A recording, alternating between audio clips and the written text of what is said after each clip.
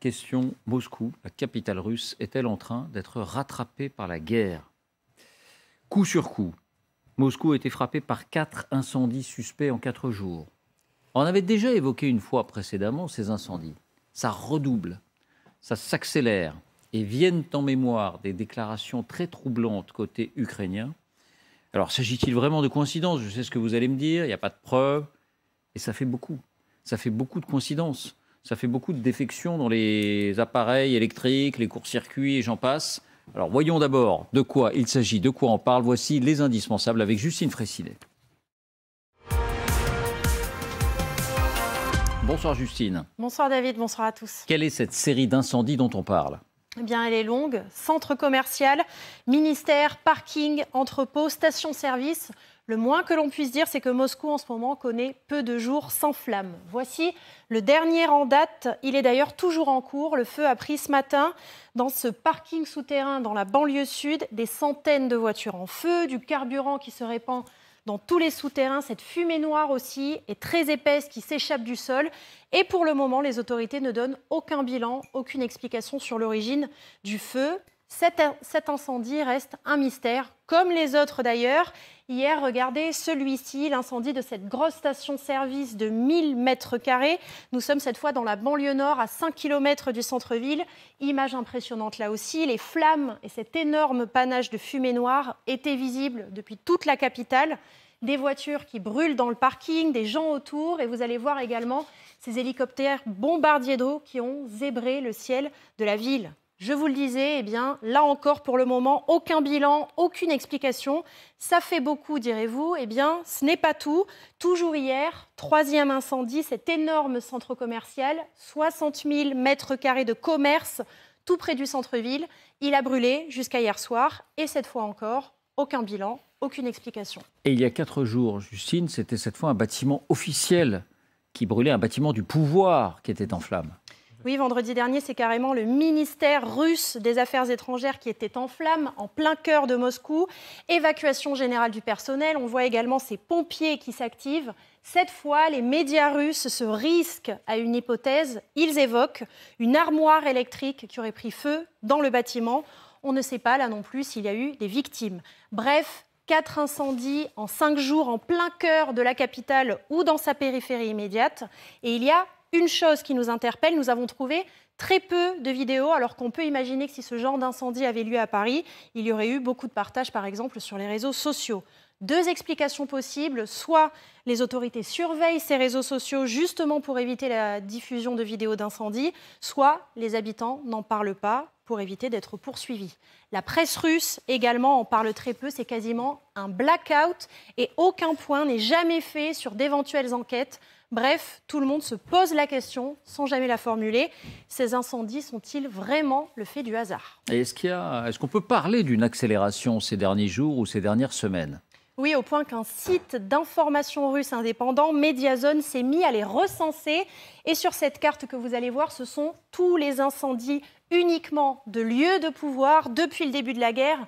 Bâtiments ministériels en grande partie, bureaux d'enregistrement de l'armée, commissariats. En bleu, avant l'annonce de la mobilisation générale le 21 septembre et en orange, après, il y en a environ 80. Et de plus en plus souvent, le ministère de la Défense russe parle d'actes de terrorisme. D'ailleurs, l'arsenal législatif a été durci. 10 ans de prison désormais pour les incendiaires. En tout cas, ces incendies ne sont pas revendiqués. Vous allez nous le confirmer. Mais il y a une déclaration que vous allez entendre qui est assez saisissante. Effectivement, ces incendies ne sont jamais revendiqués. Il y a 2 pistes. Celle d'opposants au régime, par exemple la Légion Liberté pour la Russie, dont on vous a récemment parlé. C'est un groupe d'opposants russes qui ont choisi la lutte armée. Et puis la 2e piste, c'est la piste ukrainienne, celle d'agents infiltrés ou de sympathisants. Et effectivement, ce qui est troublant, ce sont les déclarations d'Oleksiy Danilov, c'est le secrétaire national du Conseil de sécurité et de défense ukrainien. Il évoque, vous allez le voir, sans détour, ces actions incendiaires, sans toutefois les revendiquer. Écoutez-le.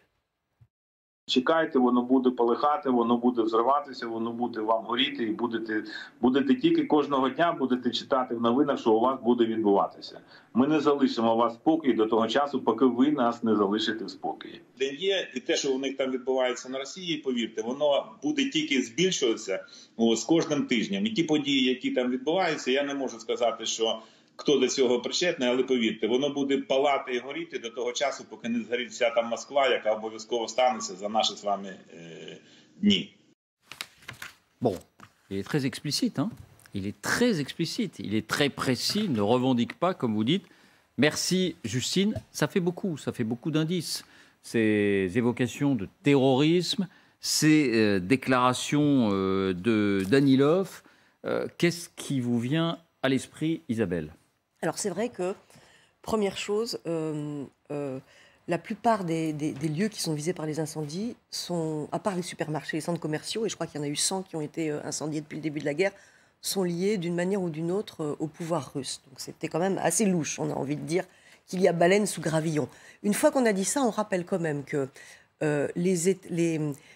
un grand nombre de bâtiments sont extrêmement vétustes en Russie, que depuis le début de la guerre, les règles de sécurité ne sont plus toujours respectées, qu'il y a une augmentation de l'alcoolisme, qu'on fume dans les buildings, que les gardiens qui gardaient les buildings, en général, ont été mobilisés et sont partis à la guerre, qu'il y a toujours eu, et très souvent, des arnaques à l'assurance, que en fait, les entreprises qui ont été délaissées par les marques occidentales sont aujourd'hui vacantes et il est de notoriété publique qu'il y a des espèces de magouilles pour s'approprier à bas prix les locaux des entreprises occidentales.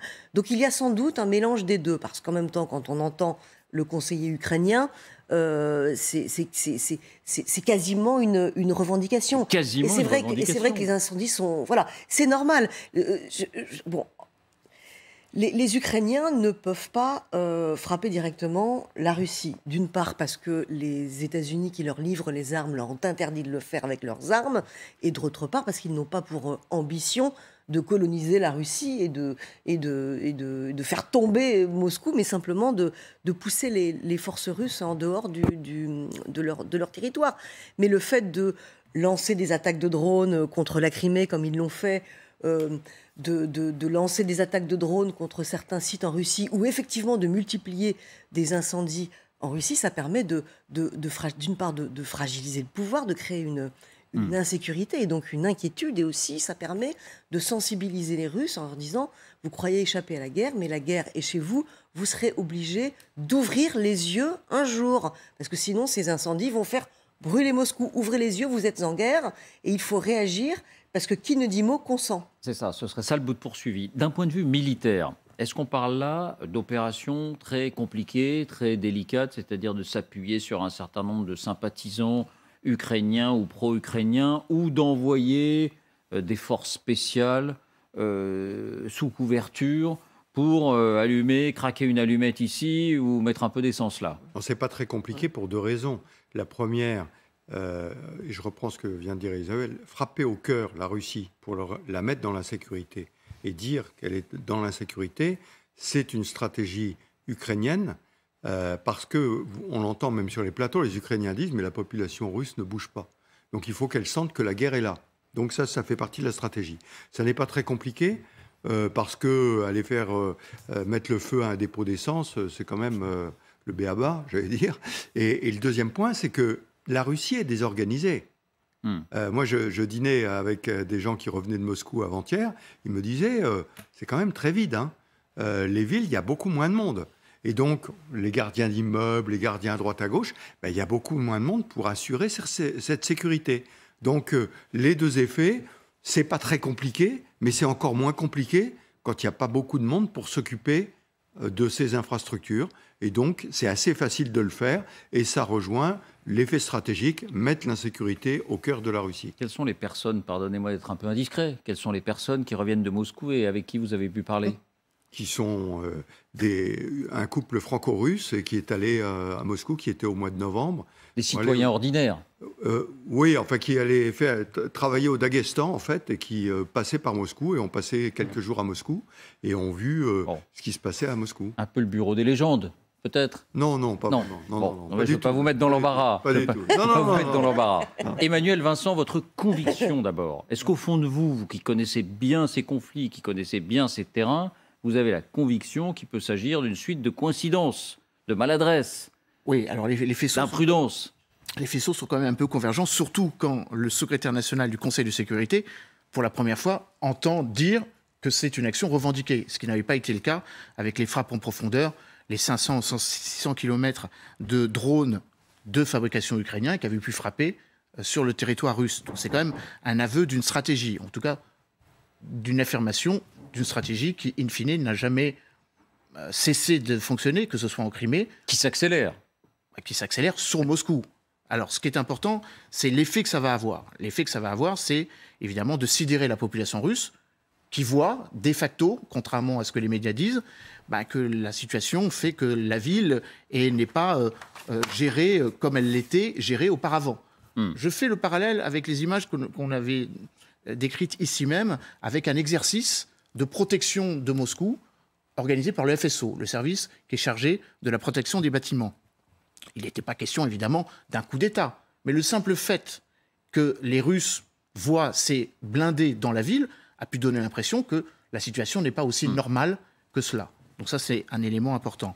Après, les services de renseignement russes... Donc pour vous, retenons l'hypothèse d'Anilov, c'est-à-dire oui, ce n'est pas dû au hasard, oui, il y a des opérations, que ce soit des sympathisants sur place, des agents envoyés, oui, ça a un effet. Oui, ça n'est pas anodin. D'autant que les patriotes en question, les patriotes russes, sont forcément dans une convergence d'agenda avec les patriotes ukrainiens, disons-le comme ça. Et vous, Vincent, votre conviction d'abord? Ma conviction, c'est que en prenant en considération tous les critères énoncés par Isabelle, l'incurie, les coups tordus mafieux, la désertion des gardiens pour raison de mobilisation, c'est effectivement assez troublant. Et ce qui est surtout troublant, c'était la carte qui a été commentée par Justine, où l'on voit l'intensification du phénomène après le 21 septembre. On avait dit que cette mobilisation dite partielle avait fait entrer la guerre dans chaque foyer. Eh bien, d'une certaine manière, ces incendies la rendent brûlante, cette réalité. Bon. Deuxième observation, côté ukrainien, très intéressant, l'opacité calculée de la déclaration. Vous savez, on pourrait simplement adapter la fameuse formule de Cocteau, même si ces mystères nous échappent, feignons d'en être les organisateurs. On fait flotter une suspicion, donc une fragilisation côté russe. Et puis un dernier point, qui est un peu un clin d'œil historique. Figurez-vous qu'au milieu du XVIe siècle, c'est en 1547 exactement, l'année du sacre de Ivan le Terrible, Moscou a été quasiment détruite par un gigantesque incendie. Et alors, symboliquement, ce qui est intéressant, c'est que l'incendie à question part d'un monastère, balaye le Kremlin, fait exploser une poudrerie, des réserves de poudre, donc de munitions, et aboutit à une rébellion sanglante contre la famille maternelle du tsar. Alors, je ne veux pas en faire une sorte de prophétie à rebours, mais il y a quand même quelque chose autour de la symbolique de la capitale en flammes qui est très fort, et qui est très fort depuis Néron.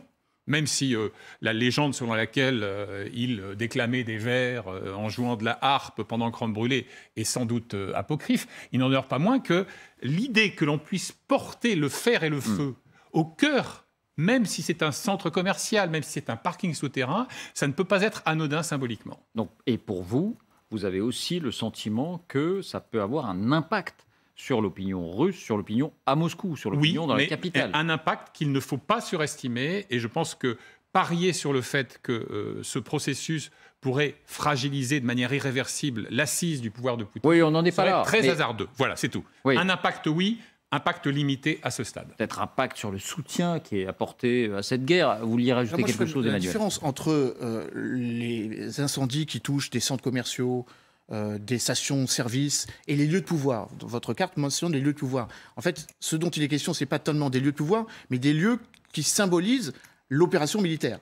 Puisque c'était des centres de recrutement. Des centres de recrutement, des centres logistiques et des voies de chemin de fer. Donc ça, c'est beaucoup plus convergent dans l'idée que les Ukrainiens profitent du fait qu'une partie de la population russe n'est pas contre la guerre, mais elle est contre le fait qu'on lui demande de participer à cette guerre. Donc ça peut avoir un impact, parce que, effectivement, votre carte montre bien que l'ensemble du pays est touché. Maintenant, je vois davantage une déclaration ukrainienne pertinente par rapport à l'incendie qui a eu lieu au ministère des Affaires étrangères et peut-être moins les autres. Oui, moi je vais Général. prendre un peu le contre-pied. De toucher ce qui touche la population russe a beaucoup plus d'impact sur la population russe. Je veux dire, le ministère, bon, on regarde, d'accord, il y a le ministère, je comprends, pour les Ukrainiens c'est important, mais pour la population russe, les gens qui font leurs courses dans ce magasin qui a brûlé, bah, ils vont le savoir automatiquement. Et donc vous voyez, l'information va se diffuser beaucoup plus vite et radicalement pour la population parce que ça va toucher les stations-service, les magasins, etc., dans lesquels la population va. Donc je pense que le double effet est nécessaire.